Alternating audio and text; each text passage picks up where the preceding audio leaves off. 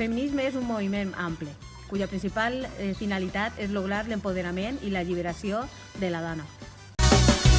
Perseguint el fil del teu destí, deixar petjades escrites en la nit. Cada galtada, cada silenci, cada gota de sang, temps de batuda i càstig. Van prometre un fill de llibertat als fills de qui treballa. Lo qual comporta una relació d'igualtat, d'equitat entre els drets d'homes i les dones. Trencarem la por que ens ha vestit. Reclamem. El feminisme no busca sublevar a les dones i denigrar als homes, sinó erradicar el rol de privilegis que han portat des de fa anys en la nostra societat.